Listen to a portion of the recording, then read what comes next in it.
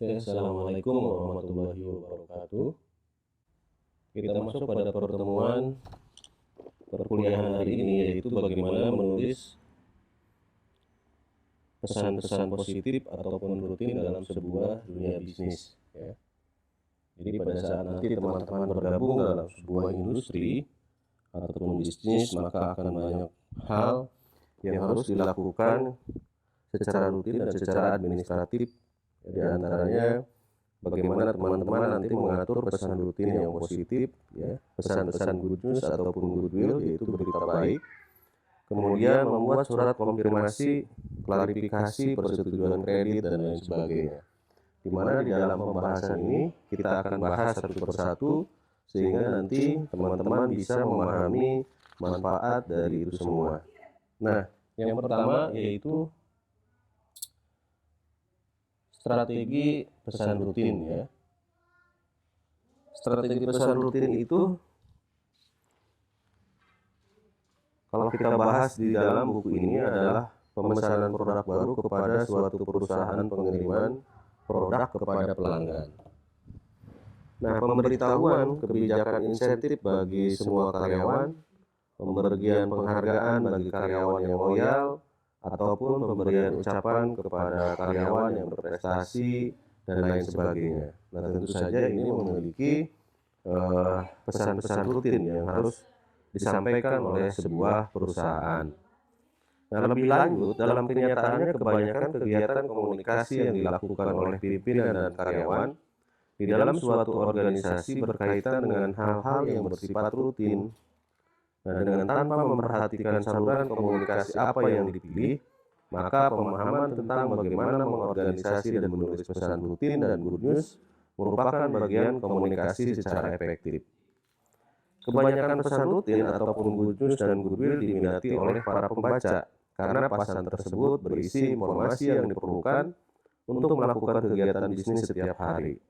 Nah, jika pesan ini tidak memerlukan satu hal yang khusus ditunjukkan kepada audien dengan perbedaan budaya, minimal audien yang cenderung tertarik dengan apa yang ingin disampaikan atau bersikap netral. Gunakan pendekatan langsung atau yang disebut dengan direct approach atau deduktif, ya. Nah, untuk mengorganisasi pesan-pesan bisnis tersebut. Nah, untuk pesan-pesan rutin biasanya paling tidak terdiri dari pembuka, ini adalah pernyataan ide, kemudian pertengahan ataupun penjelasan rinci, dan kemudian ada penutup. Ya, sama seperti halnya good news atau berita baik, seperti itu.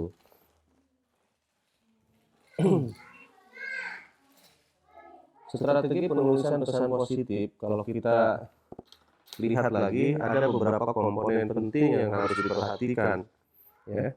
Di antaranya adalah ide pokok yang jelas, apa yang kira-kira ingin disampaikan oleh teman-teman, ya. Kemudian berikan penjelasan rinci. Jadi pada pertengahan bab ini, ya, atau bagian ini yang penting dan memiliki porsi bahasan terbesar, serta perlu penjelasan yang cukup rinci.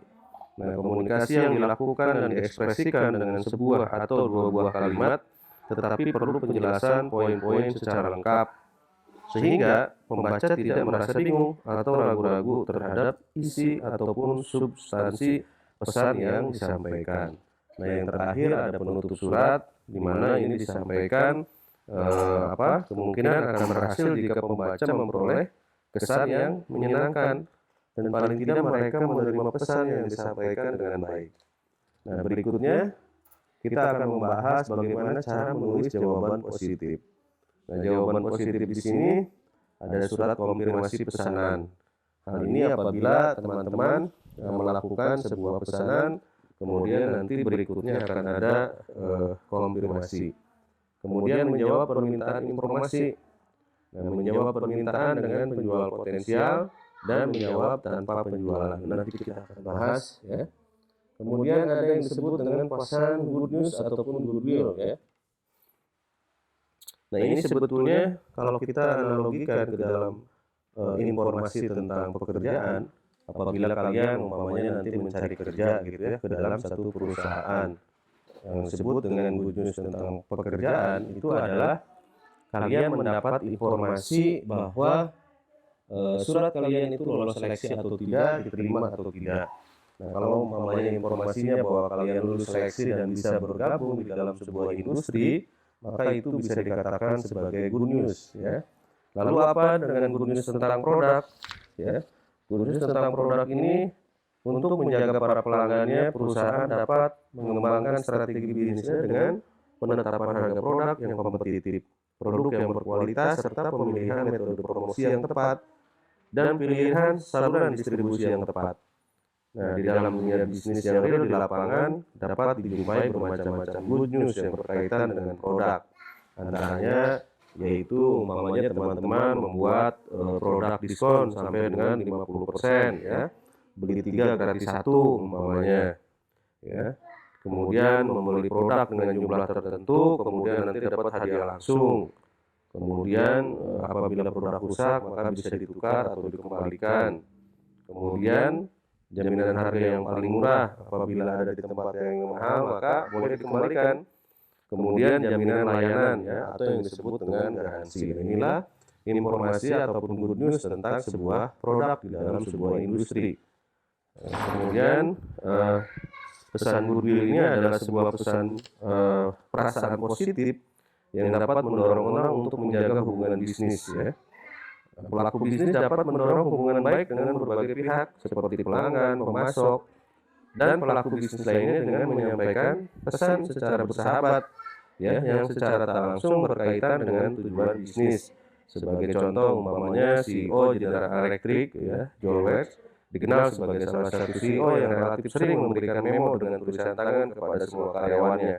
Nah, dulu ada di Indonesia Menteri BUMN, ya, bukan siapa dulu, siapa dulu tuh yang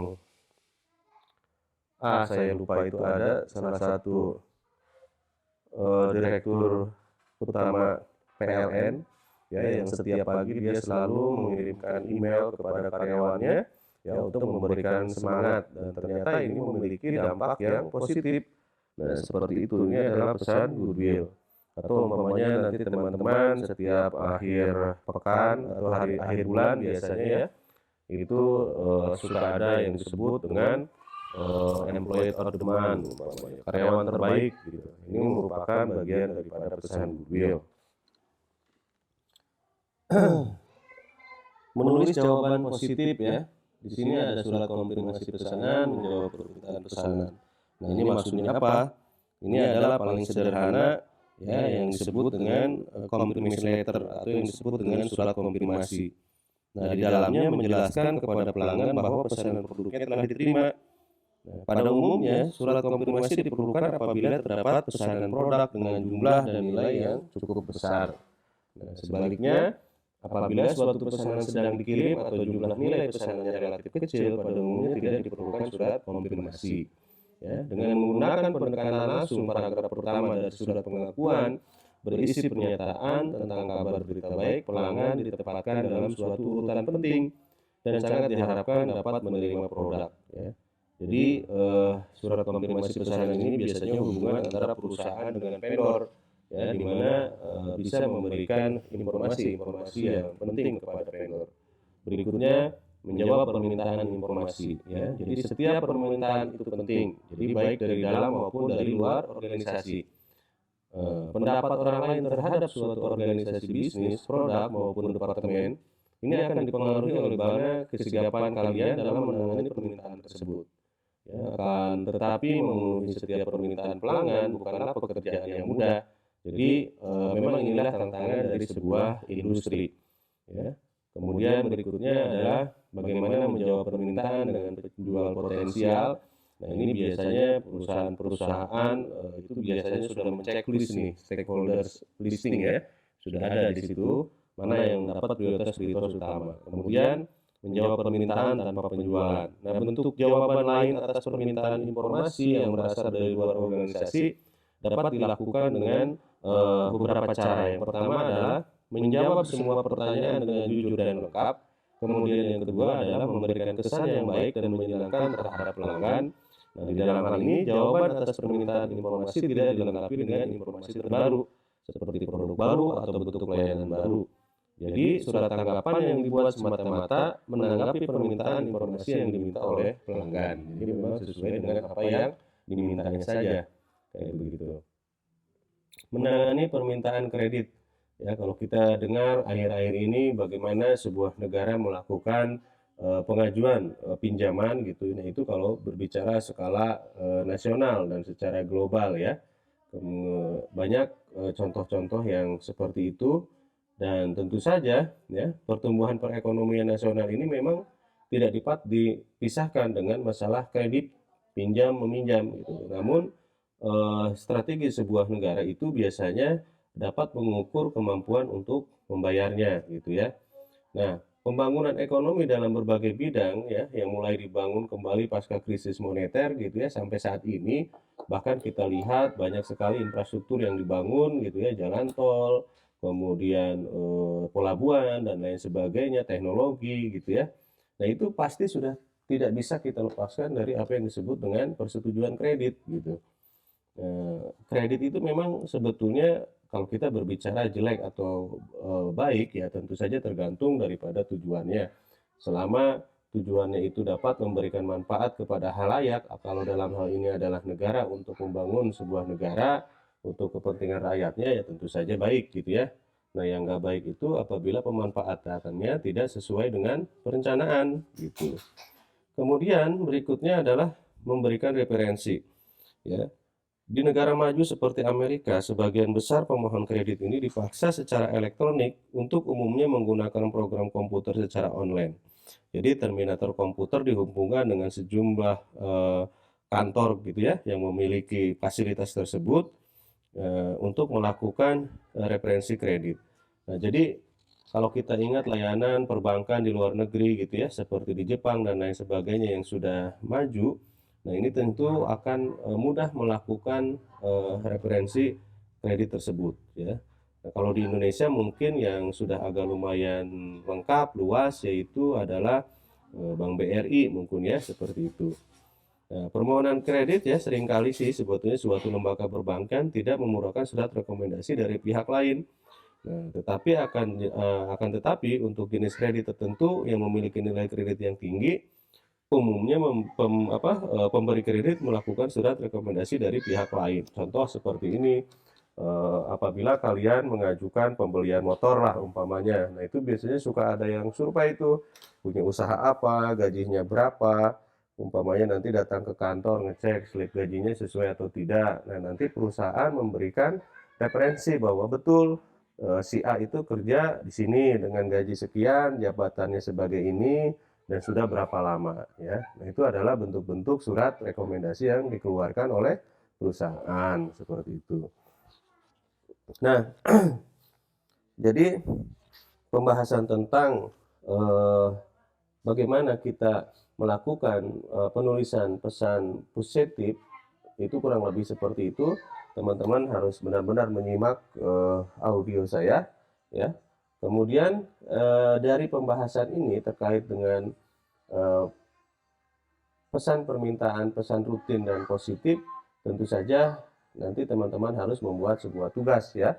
Di sini karena ini adalah pembahasannya pesan positif, maka saya hanya meminta membuatkan tugas. Coba teman-teman buat ucapan selamat kepada sahabat kalian ya, asumsinya gitu, yang telah lulus di wisuda. Jadi melalui email. Nah, acuannya kepada yang tadi yang telah kita jelaskan ya. Paragraf-paragrafnya nanti seperti apa, bebas satu orang satu tugasnya tidak berkelompok, dan silahkan nanti di-upload ke ruang dosen ya. Boleh diketik langsung di dalam kolom keterangan yang ada di ruang dosen, atau teman-teman silahkan melampirkan dalam Microsoft Word juga boleh seperti itu. Nah, di sini malam ini ataupun pagi ini kita akan membahas dua bahasan. Jadi yang pertama adalah pesan good news dan yang kedua adalah bad news. Ya, kita lanjut kepada bab berikutnya yang membahas tentang penulisan bad news. Nah, penulisan bad news ini ataupun berita buruk ini ya, informasi yang tidak menyenangkan lah seperti itu. Ini memang terkesan menyeramkan atau apa sih namanya, bukan menakutkan ya. Biasanya informasi-informasi ini akan diterima kaitannya dengan masalah informasi yang memang tidak diharapkan, tetapi teman-teman harus tetap mengkomunikasikan ini, tujuannya agar tetap pada akhirnya organisasi tersebut memiliki manajemen komunikasi yang baik ya. Nah, di dalam pesan bad news juga teman-teman harus melakukan strategi pengorganisasiannya dengan baik gitu. Ya, yang pertama adalah bagaimana menciptakan audience centered tone ya. Nah, ini di sini perlu dibangun ya, supaya apa? Ya. Nada intonasi untuk penyampaian bad news ya mampu memberikan kontribusi yang cukup penting dan efektif penyampaian bisnis. Nah, hal tersebut mempunyai 3 tujuan utama ya. Jadi yang pertama adalah membantu audiens Anda mengerti bahwa bad news menggambarkan suatu keputusan yang tegas. Kemudian yang kedua, membantu audiens kalian juga mengerti bahwa keputusan kalian itu adalah adil. Kemudian membentuk audiens juga agar tetap memberikan goodwill bagi perusahaan. Jadi seringkali contohnya begini. Apabila kalian bekerja sebagai customer care lah di dalam sebuah perusahaan, katakanlah hotel. Kemudian mereka mengajukan sebuah komplain, ini kan sebetulnya nggak enak diterimanya gitu oleh kita. Ya, lalu kita akan memberikan jawaban seperti itu. Ya, atau umpamanya sebuah informasi yang kalian terima pada saat kalian melamar, kemudian karena tidak memenuhi persyaratan akhirnya ditolak perusahaan.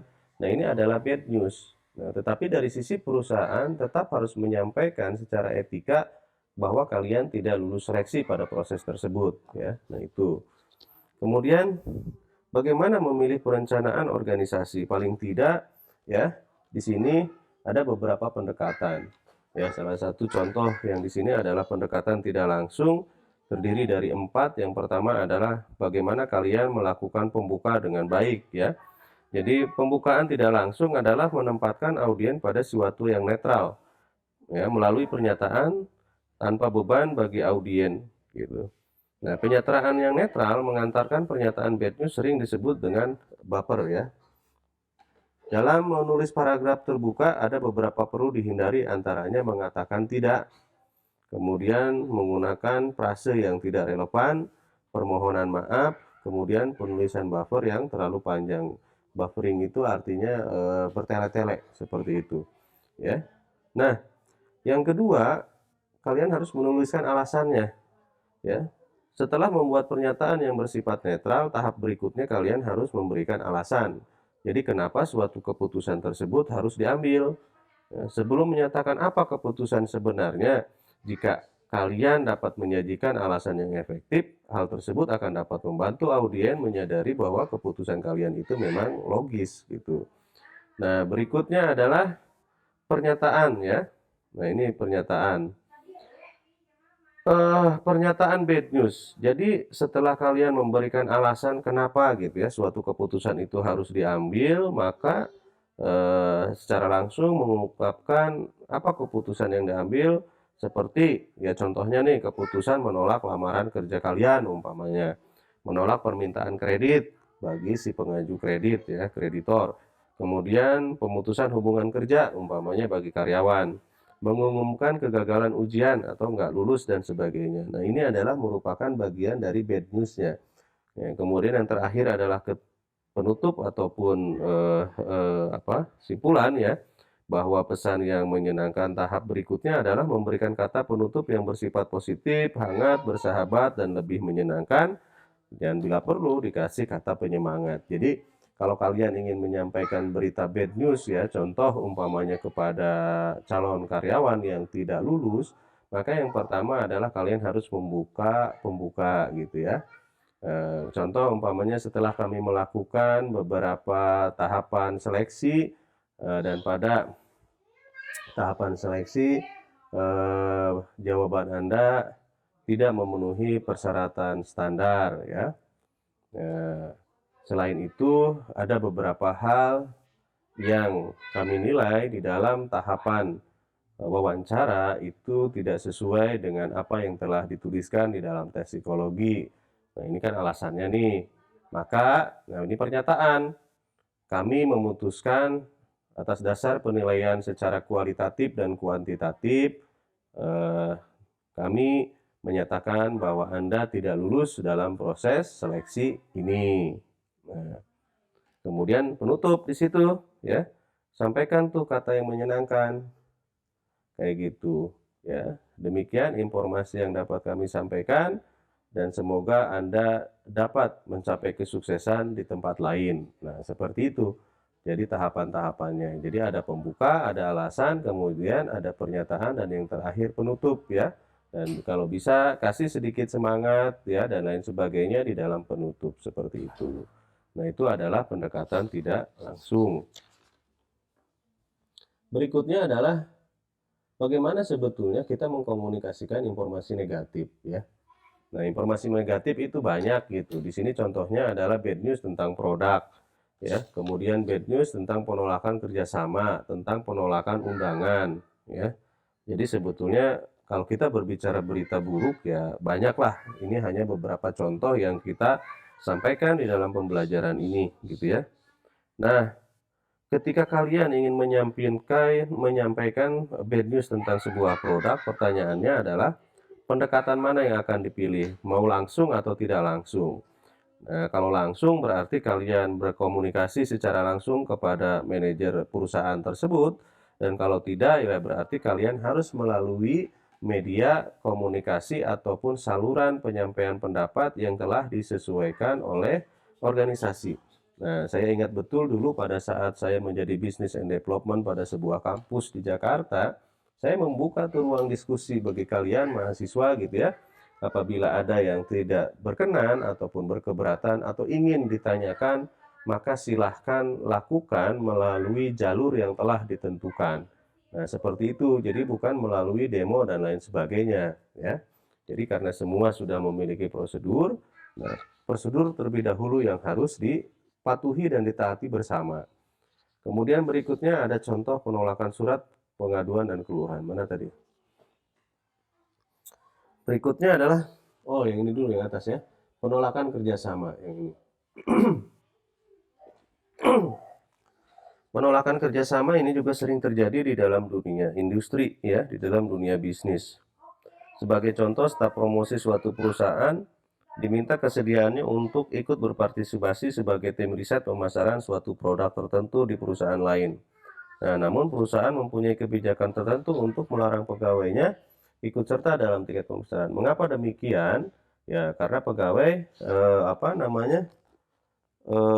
dikhawatirkan oleh pimpinannya memungkinkan dia untuk menyampaikan informasi penting perusahaan kepada perusahaan orang lain. Nah, ini sangat dijaga. Dulu saya pada saat menjabat sebagai manajer marketing pun sama. Jadi pantang bagi saya mereka untuk berkolaborasi dengan perusahaan lain.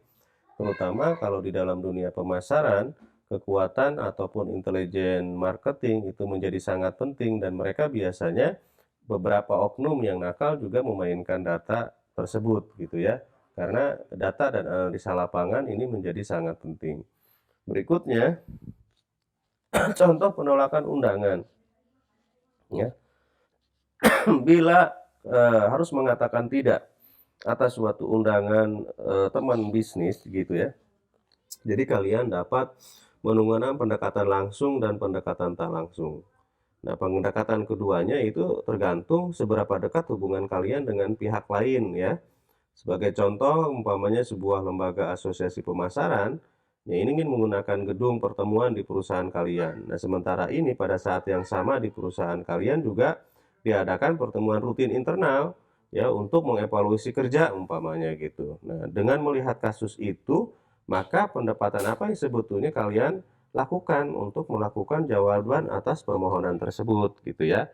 Nah, ini terlebih kalian harus melihat dulu seberapa dekat, seberapa intent kalian hubungan dengan partner tersebut. Jika kalian umpamanya menganggap bahwa itu mereka baik banget lah, udah dekat, hubungan kita memang sudah sering berkolaborasi, cukup menyampaikan dengan cara lisan gitu ya boleh.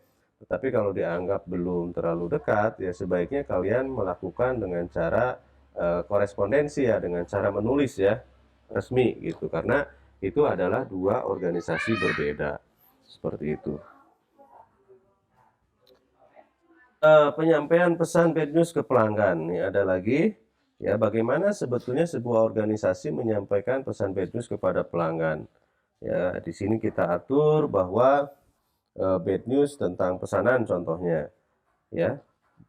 Ada beberapa alasan kenapa perusahaan menyampaikan pesan bad news kepada pelanggan ya. Nah, dalam kaitan penulisan bad news kepada pelanggan ataupun customer, paling tidak ada jenis bad news yang bisa disampaikan kepada pelanggan, yaitu eh, kalian hanya dapat memenuhi sebagian produk yang dipesan atau sama sekali tidak dapat memenuhi semua produk pesanan tersebut. Seperti itu. Sementara penolakan surat pengaduan dan keluhan, nah ini biasanya paling banyak nih dalam sebuah perusahaan gitu. Nah, di dalam melakukan penolakan surat pengaduan atau yang disebut dengan claim letter yang diajukan oleh pelanggan, sebaiknya kalian perlu menghindari penggunaan bahasa yang mempunyai dampak negatif bagi si keberatan gitu ya, si masyarakat yang menyampaikan tersebut. Nah, sebagai gantinya, tunjukkan bahwa kalian memahami dan telah memperhatikan keluhan tersebut. Nah, kemudian jika pengaduan tersebut tidak beralasan, jelaskan secara rasional mengapa kalian tolak. Nah, contoh lagi, dulu saya sama. Pada saat di dalam sebuah rumah sakit, dulu saya bekerja sebagai manajer pemasaran. Pada saat itu saya mendapatkan keluhan dari katanya warga sekitar terkait dengan berkeberatan atas limbah gitu yang ada di dalam rumah sakit tersebut gitu ya.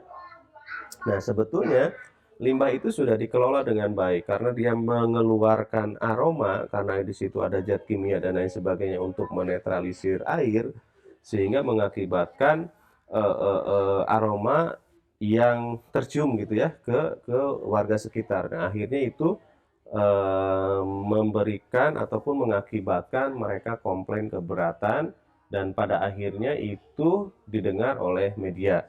Nah, saat itulah peran organisasi, dalam hal ini saya yang mewakili, untuk dapat menjelaskan kepada masyarakat bahwa sebetulnya keluhan mereka ataupun pengaduan mereka itu benar atau enggak. Nah, maka strategi saya pada saat itu, saya justru mengundang media cetak dan media elektronik untuk sama-sama melihat proses penanganan dan pengelolaan limbah. Nah, dari sana saya justru menjelaskan alur proses yang terjadi, sehingga kami menyampaikan bahwa proses yang kami lakukan ini telah benar dan sesuai dengan pedoman. Kiranya memang masih ada yang salah, ya kita tentu saja akan memperbaiki.